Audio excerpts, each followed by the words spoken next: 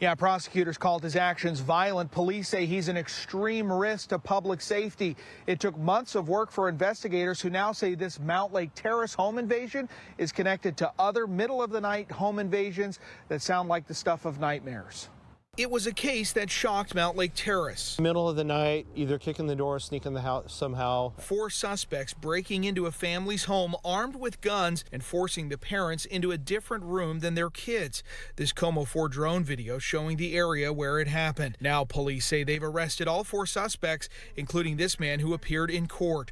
We're not showing his face because he hasn't been formally charged yet. His actions here indicate a significant danger. $500,000 each is appropriate. A judge set the suspect's bail at $1 million. Prosecutors argued the suspect was part of a crew that targeted the family at random and held them hostage while ransacking their house and then driving to the bank to pull out money while using their debit cards. The family wasn't physically hurt, but they and the community were terrified. They were worried about random crime like that happening to them, and rightly so. So it's nice to be able to have this buttoned up and taken care of so that we know we have these people off our streets. Commander Scott King tells me as investigators pieced together clues, including phone records, they identified suspects who were connected to other home invasion robberies. There was a case in Seattle, there was one in Snohomish County, and then the one in Mountlake Terrace. They're rare, but it's just great that we have such a good detective unit that they were able to track these people down and solve the crime.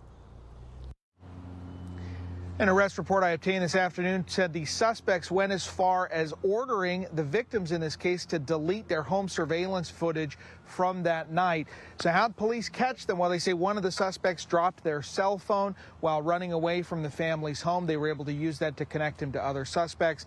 And also police say that in the interviews with detectives, some of the suspects started flipping on each other and identifying the others. Reporting live in Mountlake Terrace, Jeremy Harris, KOMO News. People in the Mountlake Terrace neighborhood can rest a little easier tonight as law enforcement makes a break in a series of violent home invasion robberies. One of the suspects accused in the robbery was in court today, had his bail set at $1 million. I spoke with Jeremy Harris about how police were able to track those suspects down. Well, Jeremy, thanks so much for joining us here on ARC Seattle tonight. So what do you know about these investigations, about the police investigation regarding these home invasion robberies? Yeah, these were really shocking cases, and the one here in Mountlake Terrace is just terrifying for this family. What we know is that police responded here in January to a family that was woken up in the middle of the night by 4 armed suspects who held them at gunpoint in their house while they ransacked, stole their electronics. At one point, one of the suspects took the family's debit card and drove to the ATM and withdrew money from their bank accounts. These were really terrifying cases, and investigators have been working for months to try and track down the suspects, and now we know they have 4 suspects in custody. The 4th suspect just made an appearance this afternoon in court here in Snohomish County, and he's now being held on $1 million bail. I have to ask, the ages of these suspects. Do we know how old they are? Because I was just curious. We see so many juvenile crimes. Are they younger people, older? They're younger. Well, they're not juveniles, but they are young adults. The suspect who appeared in court today is 19. I know at least one of the other suspects was in his early 20s. So these do look like fairly young people. And it's not just the case here in Mountlake Terrace that they're connected to. I've been reading through police reports that connect this group to several other home invasions around the area, including in Seattle, Linwood, and also out on Bainbridge Island. And so this was similar tactics: kick in the door, come in with guns, hold families hostages.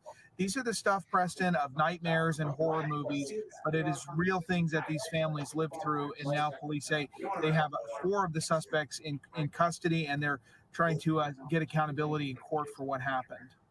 Gosh, that's so scary for the people living in those homes. I mean, like you said, this is what nightmares are made of, to think of someone coming into your house, while you're sleeping, your most, cherished spot, a place where, you feel protected in, and be woken up and be, held hostage in your own home. It's just horrifying to hear that. Were they able to track these guys down?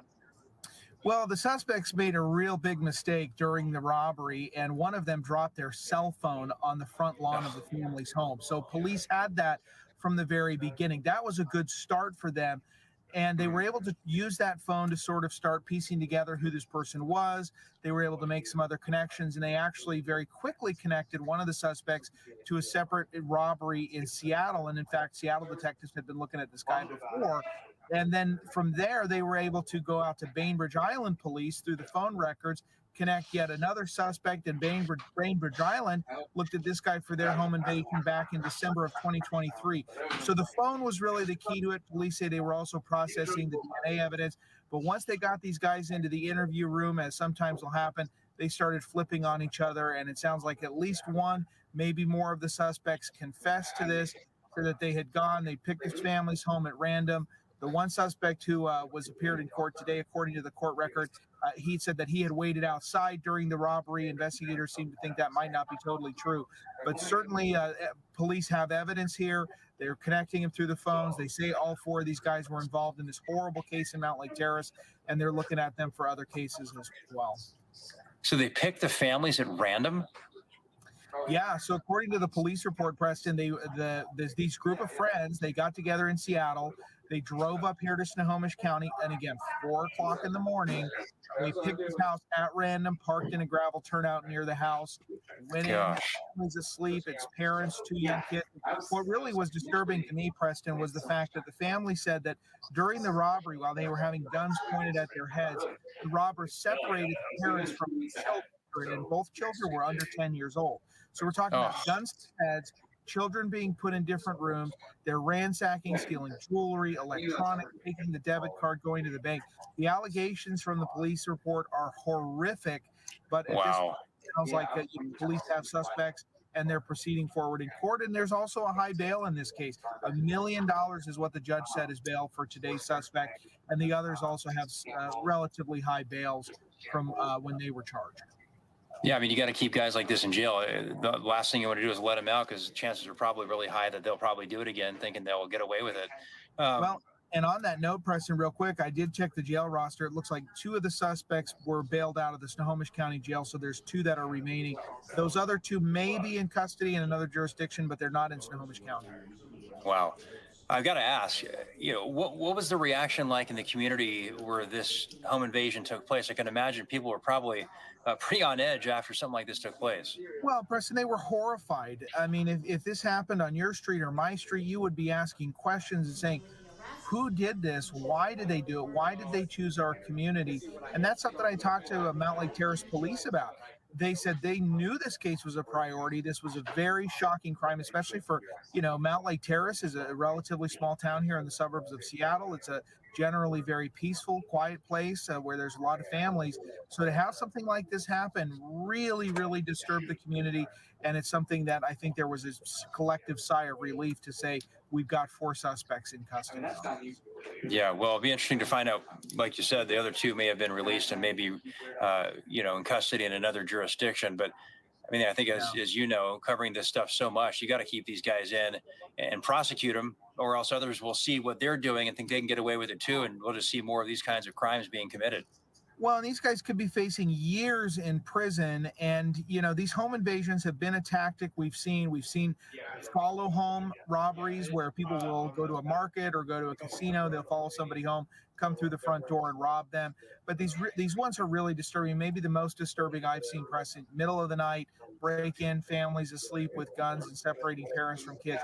And like you said, you've got to hold people like this accountable, but the burden's going to be on the prosecutors and the police here to prove beyond a reasonable doubt that these 4 suspects did it, and we'll be following up on that in court. And I'll have some more reporting to come on some of the home invasions that have happened. Gosh, it's so scary. Well, Jeremy Harris, thanks so much for the update. Please keep us posted with any new developments that pop up. And always, thanks for being with us here on Arc Seattle tonight. We appreciate it. Preston, thanks for having me.